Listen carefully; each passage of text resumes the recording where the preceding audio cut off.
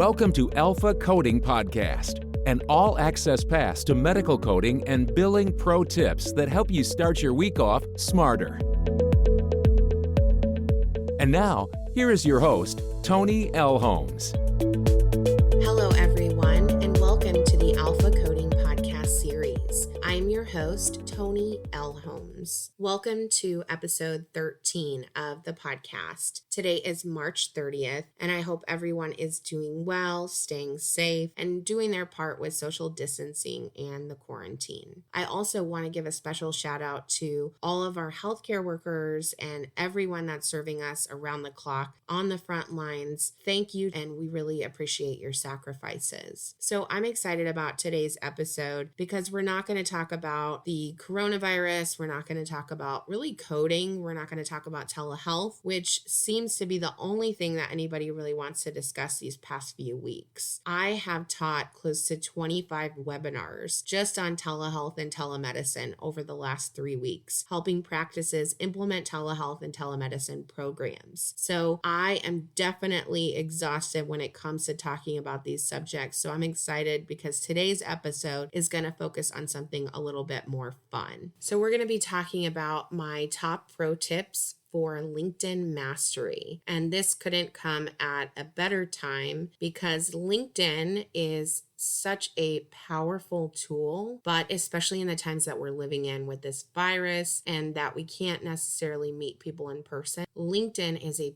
powerful networking tool that, if used correctly, can expand your network, can help you develop relationships, can help you land that next great opportunity. Really, the opportunities are limitless. So my pro tips today are going to be very beneficial to you. So before we dive into our topic, it's time for your Monday dose of positivity, the Mindset Monday tip. And it's brought to you by Contempo Coding, which is an on-demand educational resource provider created for coders by coders. They specialize in affordable coding certification prep courses to help you accelerate in your career. Right now, they're offering $100 off the Certified Risk Adjustment Coding Prep course when you order through our affiliate website. Visit our website, alphacodingexperts.com, and head over to the Deals and Discounts tab for a link to take advantage of this absolute steal of a deal. So our Mindset Monday tip is all about gaining mental clarity. So the quote I want to share with you is from Tony Robbins. He's one of my favorite authors and trainers, entrepreneurs. And he said, if you talk about it, it's a dream. If you envision it, then it's possible. But if you schedule it, then it becomes real. And this quote could not be more true. And I preach about this a lot, but your mind can feel like a very crowded place. And when you write things down, if you put them on paper, your mind feels a lot less crowded and you can think more clearly. And then you can reference what you've written down and see what worked and what didn't work. So get the things that are in your head out on paper and watch things start to happen. Watch the clarity, the mental clarity that you get from seeing things on paper, being able to check off lists. And as Tony Robbins says, with your dreams, when you schedule it, it becomes real. And those are very powerful words that could not be more true. I hope that brings you some positivity and, of course, some mental clarity. So our topic for today is going to cover my top 10 pro tips for LinkedIn mastery. So as many of you know, and if you follow me on LinkedIn, this platform can be a game changer. Whether you're a business owner, an entrepreneur, a consumer, maybe you're looking for a job, really LinkedIn can be powerful for anyone that is looking to grow their professional network. So social media is a big part of my job as a business owner and an entrepreneur. I'm very intentional about the time that I spend on LinkedIn because I know that the return on investment is significant. Right now, social media is much like a billboard. It's where people spend the majority of their time. And I know that sounds crazy, but if you look around the room, if you go anywhere, of course, not now with the pandemic, but if you think about it, even in restaurants, restaurants or shopping malls or Starbucks, everyone is on their phone, and the chances of them being on a social media app are pretty high. So social media is extremely powerful, but if you don't know how to use it, if you don't know how to leverage it, you're not maximizing its potential. So I want to give you some really good pro tips that are going to help you master LinkedIn in a way that can help you grow your network. So I have close to 5,000 followers on LinkedIn, and thank you to all of my followers. I love connecting with each one of you and getting to know you on the platform as well as off the platform. And again, social media is a pretty broad term that includes many platforms, but for the purposes of this episode, we're going to focus on LinkedIn, which is a business networking platform. So pro tip number 1, optimize your LinkedIn profile for success. This is going to be critical, and it entails quite a few components. So you have your LinkedIn picture. You want to make sure that's a professional photo. It doesn't have to be a professional headshot, but it needs to be something that indicates you are a professional. Also, your headline. So this is the first thing that people see when they connect with your LinkedIn profile, and also for your folks that you haven't connected with, when you're actually talking to them in direct messaging or DMs, they see this headline. So it needs to represent who you are, what you do, and what value you bring. The people that have in their headline seeking new opportunities, that is not doing you any favors. You want to maximize the opportunity with this headline. It's really like a byline, and so it needs to be really punchy and to the point, and also descriptive of what you do. There's also the bio section of your LinkedIn profile, and this is really important. You want to make sure that this is comprehensive and entails your expertise, your professional experience, and any other information that you think would be relevant to your network. Also, your interests, your professional interest section, that should be filled out completely. Really, your LinkedIn profile should have no empty fields. You want to make sure you have something in each section. Also, with your professional experience, you want to make sure that this is accurate and it's comprehensive. And then make sure, if you're actually looking for a job and you're in the market, that your resume links and matches with your LinkedIn profile, because LinkedIn is really the go-to resource for recruiters nowadays, and also for decision makers. So you want to make sure that this information is accurate. I know at my previous position as a director, I was in a position where I would hire coders on a regular basis. And this is one of the first things I would verify is, does their resume match their LinkedIn profile, specifically with the professional experience? And anytime there were inconsistencies, that led me to believe that maybe the candidate wasn't being completely honest. So those are little things that can really add up as far as establishing credibility. So be sure to get that profile completely filled in and make sure that you keep it up to date. So pro tip number 2, be visible. So it's great that you have a LinkedIn account, but if you have never posted or you don't regularly post, no one even knows that you exist. So you have to create visibility. And the way that you do this is by posting regularly. Now, I know this scares some people because they're not used to posting, and I totally get it because it takes some getting used to, but you have to do it at least once to start. And so start posting and aim to post at least one time per day. I do try to post pretty regularly, but first and foremost, in order to actually use the platform and use it successfully, you have to be visible. So post, interact with other people's posts. You can like their posts, comment on their posts. Really, comments are gold. They're very, very good for the LinkedIn algorithm. And so the more you engage, the more visibility you create and in return get from the platform. So you have to be visible. It does no good to create a LinkedIn profile and just scroll your newsfeed. You won't see any results from LinkedIn based on that strategy. So keep this in mind. You have to post, you have to engage, and trust me, this is easier said than done. I have to actually schedule time to engage, because if I don't, then I notice that the views on my posts are not as good. I don't get as many views when I'm not engaging with other people's content. And this is intentional because LinkedIn rewards people that leave comments and are very active on the platform, and they reward them through visibility. So keep this in mind. There's a sophisticated algorithm that's working behind the scenes that controls all of these different things, especially with visibility. So I share all of this information with you because it's relevant if you're going to be visible on on LinkedIn to get visibility, you have to understand how the algorithm works. So you can post,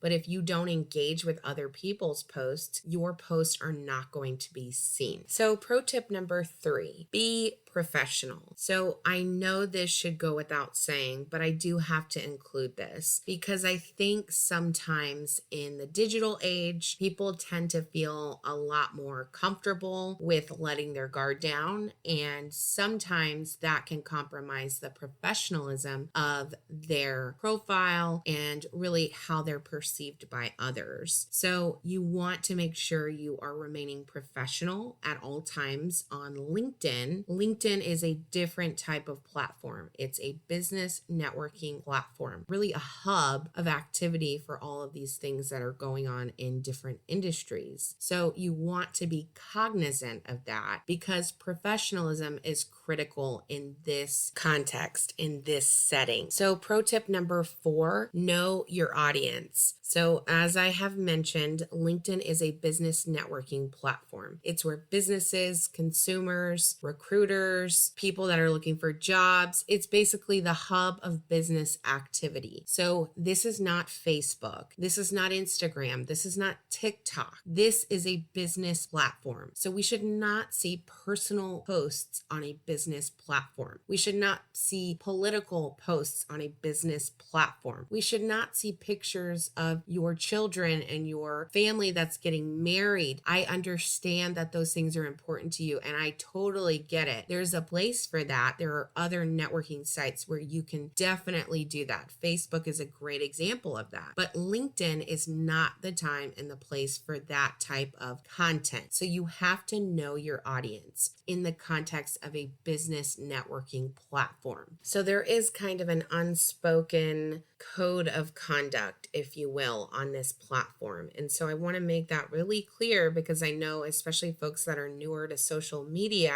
LinkedIn is a business networking platform. So just keep that in mind at the forefront of any of your posts. You want to make sure that they are really appropriate for this setting. So pro tip number 5. Now this one is really important, and I'm sure we can all relate to this. So no spamming people. Do not spam message me or anyone else on LinkedIn about your business, about your products, about your services, or that you're looking for a job. So you don't want to spam people. And what I mean by spam is you don't know this person. You've never had a conversation with them. You've never met with them. You've never spoken to them on the phone. You've never had a direct message from them, a DM. You've never DM'd them. And the first message that they send you is all about their company or their business or why you should help them. So that is not the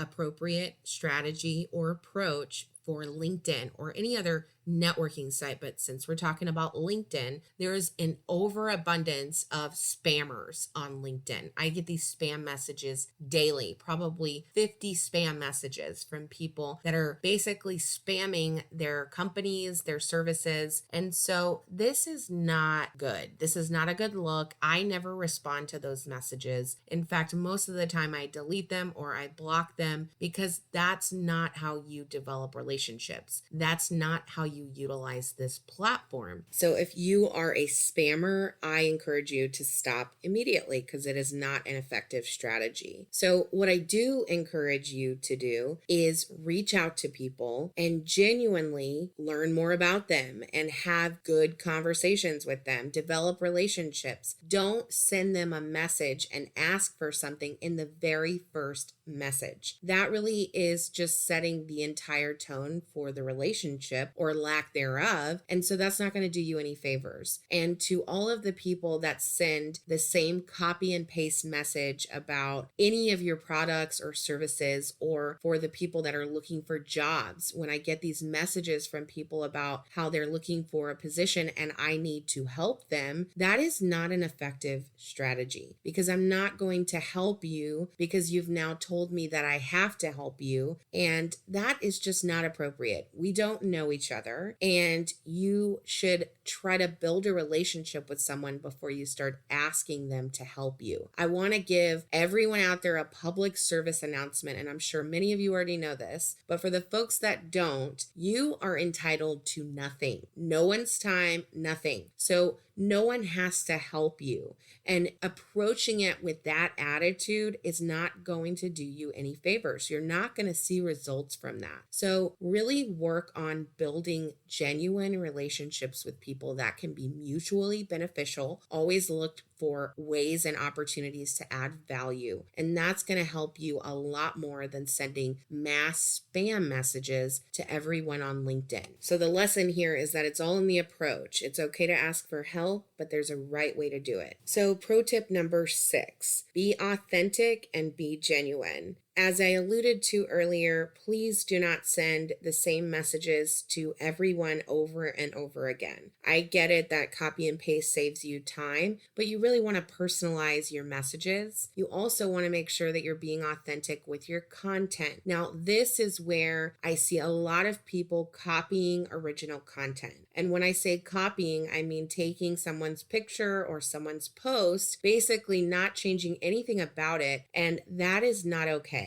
That really shows a lot. You can tell when someone is authentic and genuine and when something is really true to who they are versus someone that's taking information and really just reposting it. They're taking content and reposting it. There's a big difference between that. So make sure that you're being authentic and genuine and respecting people's original content. If you like something that someone else did, great, reshare it. Or if you do repost it, make sure you give credit where credit is due. I know as a content creator, creating these podcasts every single week and posting regularly on social media, it is a lot of work to create original content. And there's nothing that burns people up that are content creators more than folks that take their information and try to pass it off as their own. That's not the way to do it. So pro tip number 7, you control the narrative. So I really like this pro tip, and I know this came up actually in episode 6 when I interviewed Bertram Lancico. We talked about how to maximize your relationship with a recruiter, but really social media and LinkedIn specifically is an amazing opportunity to control the narrative. You get this golden opportunity to showcase your expertise, your skills, your experience, your interests, and ways that you could be valuable to an organization or really any type of scenario. This is your opportunity to control that narrative. And